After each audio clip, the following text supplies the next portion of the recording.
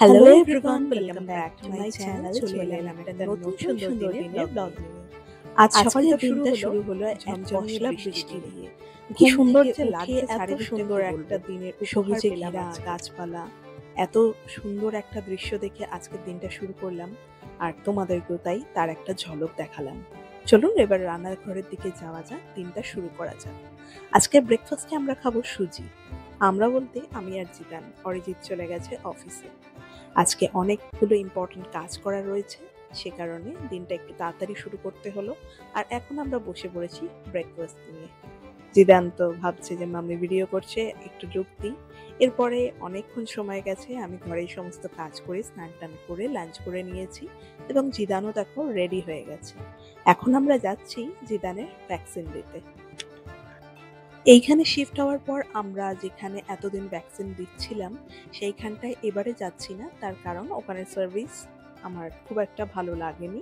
আমি একটা better option খুঁজছিলাম অনেকদিন ধরেই, তো সেই রকমই একটা অপশন পেয়ে গেছি। সেটা বাড়ির থেকে একটু দূরে, কিন্তু দূরে গেলেও আমার মনের মতন জায়গাটা পেয়েছি বলে আজকে সেইখানেই যাচ্ছি। তো আমি আর জিদান এখন অটোতে বসে রয়েছি। এখন বাজে দুপুর 2:30। খুব ব্যস্ত একটা টাইম। এখন আমরা রয়েছি মহানন্দা নদীর ওপরে। যারা শিলিগুড়িতে থাকে তারা সবাই জানে এই নদীটা এই শহরের বিভিন্ন প্রান্ত থেকে বয়ে গেছে, যে কারণে শহরটাতে ঘুরতে গেলে এই ধরনের ব্রিজের ওপর দিকে যখনই যাবেন আপনারা দেখতে পারবেন মহানন্দা বলে লেখা রয়েছে। আর তোমাদেরকে তাই দেখাচ্ছি এখানের একটা ঝলক। এত সুন্দর ভিউ, দেখো চোখটা জুড়িয়ে যাবে। ওইদিকে পাহাড়, আবার সবুজে ঘেরা ঝোপঝাড়, সামনে বয়ে গেছে নদী। কি অপূর্ব সুন্দর দৃশ্যটা। আর যেহেতু জিদান আমার কোলে রয়েছে আর মোবাইলটা আরেক হাতে ধরে রয়েছি, অটোতে যাচ্ছি, একটু জার্কিং হচ্ছে, প্লিজ ইগনোর করো এটা। কিন্তু এত অপরূপ সুন্দর একটা দৃশ্য আমি শেয়ার না করে পারলাম না। এরপরে অরিজিতের অফিসের সামনে থেকে অরিজিৎকে পিক আপ করলাম এবং সেখান থেকে আমরা চেঞ্জ করে টোটো নিলাম, সোজা চলে যাব হসপিটালে। আমরা খুব একটা ডক্টর চেঞ্জ করার পক্ষপাতী নই, সেই কারণে আমরা চাইছিলাম এমন একটা জায়গা যেটা শুধুমাত্র বাচ্চাদের জন্য হবে। সেই জন্য আমরা এই হসপিটালের আজকে এসছি, কারণ জিদান যেখানে হয়েছে মাদারহুড নয়ডাতে, সেটাও এই ধরনেরই হসপিটাল, মানে ম্যাটারনিটি হসপিটাল ছিল এবং সেখানে বাচ্চাদেরও ট্রিটমেন্ট হতো। আমি এরকমই কিছু একটা চাইছিলাম শুরু থেকে, সেটা এইখানে পাইনি, তার কারণ এটা নতুন। এখানে আর এই রকম কোনো অপশন ছিল না। প্রাইভেটে কোনো ডক্টরের চেম্বারে ভ্যাকসিন দিতে হতো, যেটা আমার খুব একটা ভালো লাগেনি। আর এইখানে এই অপশনটা আসা মাত্রই আমি সাথে সাথে অ্যাভেল করলাম। বাড়ি থেকে একটু দূর হলেও আমি জানতে পারছি যে আমার বাচ্চা সেফ হ্যান্ডে যাচ্ছে, সেই কারণেই আমি এটা চুজ করেছি। ভ্যাকসিন দেওয়ার সময় সমস্ত বাচ্চাদের মতো জিদানো একটু কান্নাকাটি করলো এবং তার পর মুহূর্তেই ভুলে গেল। এখানে ভ্যাকসিন আমাদের দেওয়া হয়ে গেল এবং সার্ভিস ভীষণ ভালো। এই হসপিটালটা জাস্ট 2 উইকস হয়েছে ওপেন হয়েছে, আর এখানে ট্রিটমেন্ট করিয়ে আমিও ভীষণ হ্যাপি। এইবারে চলে যাব বাড়ির দিকে। এখন সময় হলো বিকেল 5টা। জিদান প্রায় ঘুমন্ত অবস্থায় রয়েছে, একটুখানি ঝিমুনি আসছে, কারণ ভীষণ সুন্দর হাওয়া দিচ্ছে, একটা ঠান্ডা মিষ্টি, যেহেতু সকালবেলায় এতটা বৃষ্টিপাত হয়েছে। এবারে অরিজিৎ নেমে যাবে অফিসে, ওর একটু কাজ রয়েছে, ও কাজটা মিটিয়ে আবার ফিরবে। এই বলে কিছু দূর যেতেই অরিজিৎ অফিসে নেমে গেল এবং জিদানও ঘুমিয়ে পড়ল। কিন্তু জিদান পুরোটা ঘুমোয়নি। বাড়িতে যাওয়ার সাথে সাথেই সোসাইটিতে যেই অটোটা ঢুকলো, ও সাথে সাথে ঘুম থেকে উঠে গেল। তো আমি ভাবছিলাম যে ও ঘুমোলে ওকে ঘুম পাড়িয়ে দেবো এবং আমারও একটু রেস্ট হবে, কিন্তু সেটা আর হলো না। জিদান ভীষণ অ্যাক্টিভ হয়ে রয়েছে, ওকে খাওয়া দাওয়া করিয়ে দিয়েছি, আমিও স্ন্যাক্স খেয়ে নিয়েছি এবং খেলতে খেলতেই ওর দিয়া ওর জন্য একটা গিফট অর্ডার করেছে, মানে আমার ননদের মেয়ে, জিদানের দিদি ভাই। ওকে প্রায় দিনই গিফট পাঠায়, আগের দিনের একটা ভিডিওতেও দেখিয়েছিলাম, সেরকমই আজকেও সুইগি ইনস্টামার্টে একটা গিফট পাঠিয়েছে। একটা না, দুটো গিফট পাঠিয়েছে। তো চলো সেটা তোমাদেরকে দেখাই যে কি গিফট পাঠিয়েছে। জিদান তো ভীষণ এক্সাইটেড যে কি পাঠালো। ও সবই বলছে, যদিও খুব একটা কথা বলতে পারে না, কিন্তু বুঝতে পারে সব। দেখা যাক কি পাঠিয়েছে এবারে। অরিজিৎ ধীরে ধীরে গিফটগুলো খুলে দেখাচ্ছে।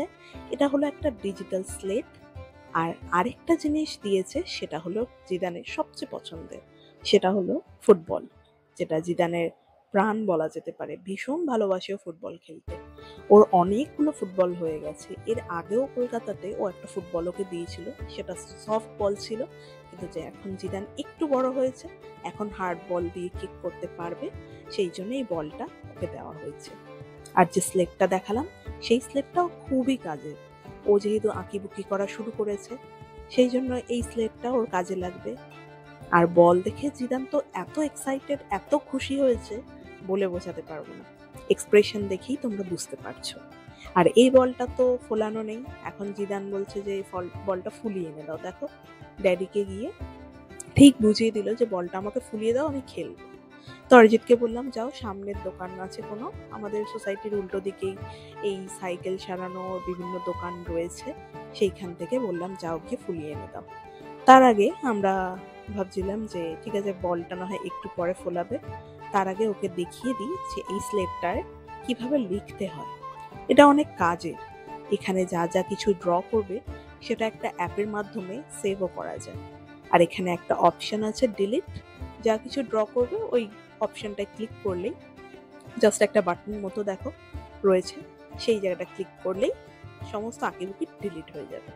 এটাই অরিজিৎ জিদানকে শিখিয়ে দিচ্ছিল যে কিভাবে তুমি আঁকবে আর কিভাবে ডিলিট করবে। একবারে তো বুঝবে না, এক দুবার করতে করতে বুঝতে পারবে। ও খুবই এক্সাইটেড হয়েছে। নতুন জিনিস দেখলে প্রত্যেকটা বাচ্চাই এরকম খুশি হয়।